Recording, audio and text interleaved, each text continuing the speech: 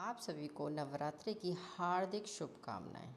आज माँ का शैलपुत्री का नवरात्रि का पहला दिन माँ दुर्गा के प्रथम स्वरूप माँ शैलपुत्री की पूजा और अर्चना का दिन है। तो इस तरह से आप सभी को आपके अपने चैनल ज्योतिष सदन में बहुत बहुत स्वागत है। आज नवरात्रि का पहला दिन है। इसमें घट स्थापना के बाद माँ दुर्गा का प्रथम स्वरूप शैलपुत्री का पूजन किया जाता है, जो कि माँ शैलपुत्री का पूजन स्तवन का मंत्र भी है।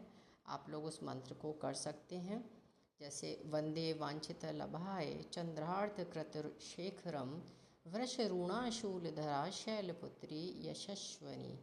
माँ शैलपुत्री की मैं वंदना करती हूँ। इस मंत्र और माँ शैलपुत्री की पूजा करने से सभी मनोकामनाएं पूर्ण होती हैं।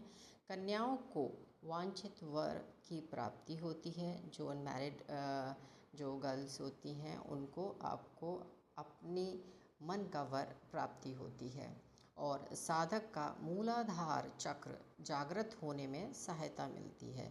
जो लोग इस चक्र को अगर जागृत करना चाहते हैं तो माँ शैलपुत्री की उपासना करते हैं, और वो आप डेली भी कर सकते हैं।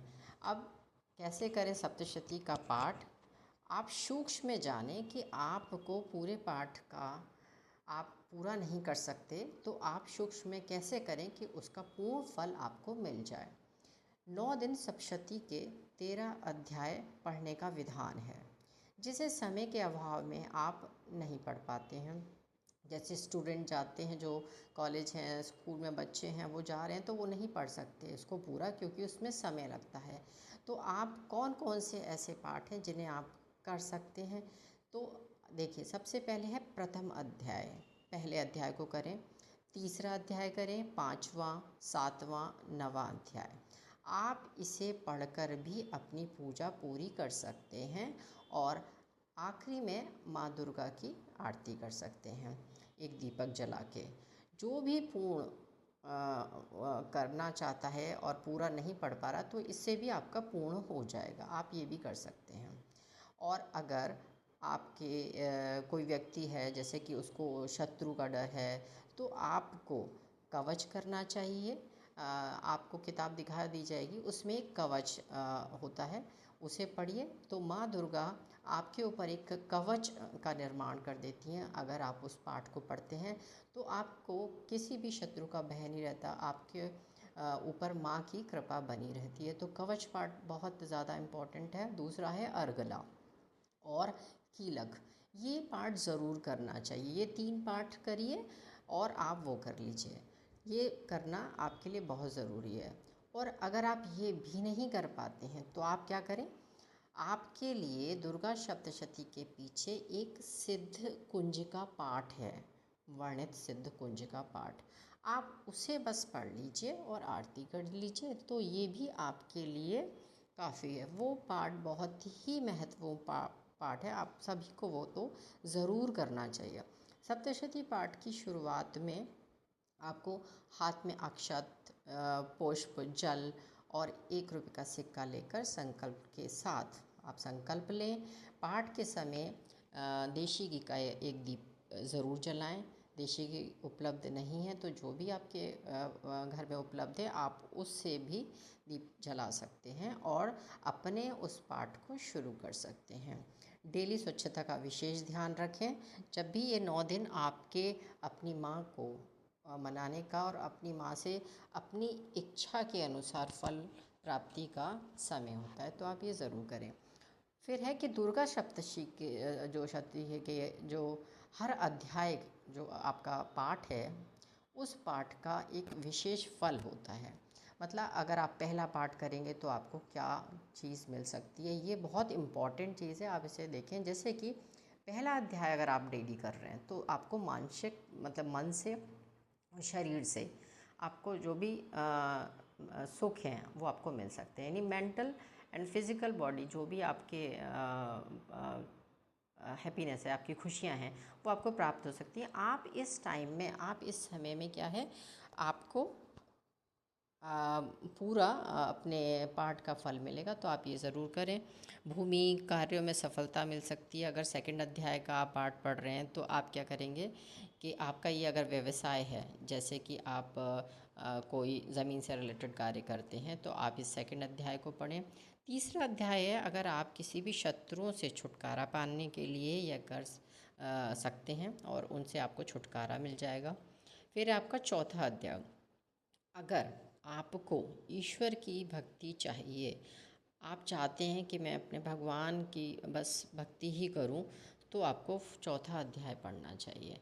फिर है पांचवा अध्याय, अगर आपको किसी भी तरह का डर है मन में, तो उस भय से आपको मुक्ति चाहिए, तो आप पांचवा अध्याय ज़रूर करें।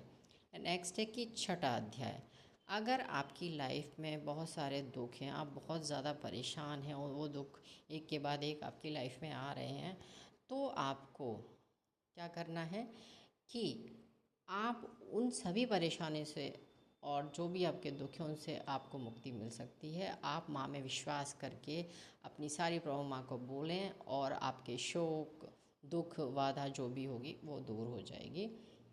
आप उसे बहुत हद तक एक श्रद्धा के साथ उस पाठ को पढ़ें और ये ज़रूर करें। सातवां अध्याय है, आपकी सभी मनोकामना पूर्ण करने के लिए होता है।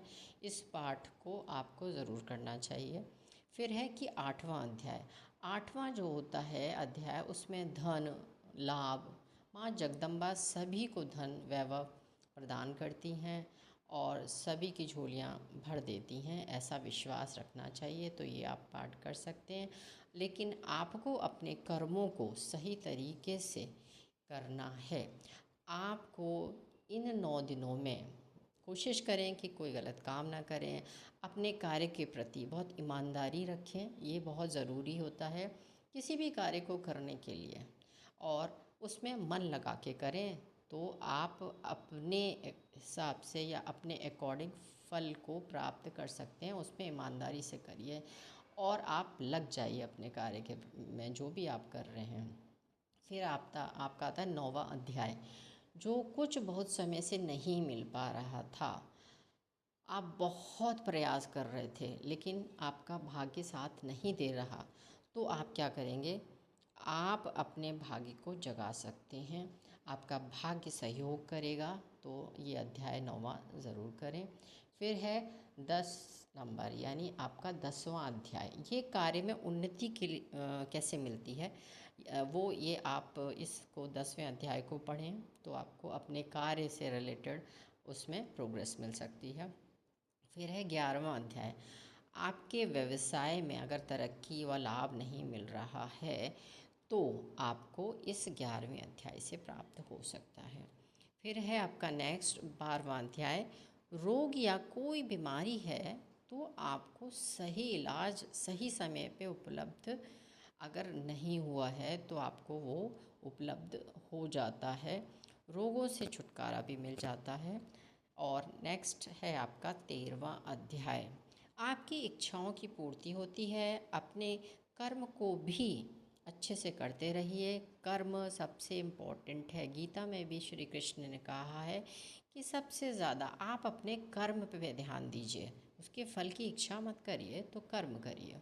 इस तरह से आप इन 9 दिनों में माँ दुर्गा का पूजन अर्चन करें और माँ से प्रार्थना करें कि जो भी इस घट में आपने, अगर घट में अपने घर में घट स्थापित किया यानी कलश, तो जो भी उस घट में हमने पानी भरा है, हम उस घट में पानी गंगा जल डाल के भरते हैं, तो जो भी हमने उसमें पानी जैसे भरा है, तो माँ से प्रार्थना करें कि हे माँ, जिस तरह से मैंने उस घट में पूरा जल भरा है, उसी तरह हमारे घर में भी सुख समृद्धि से हमारा घर भरा रहे और आप हमारे ऊपर कृपा बना के रखें। ये चीज़ का आप माँ से विनती करें, प्रार्थना करें, तो वो माँ है, आपको आपके हिसाब से आपको वर ज़रूर देंगी, आपकी इच्छाओं की पूर्ति ज़रूर करेंगे। इस विश्वास के साथ आप पूजा अर्चना करें इन 9 दिनों में।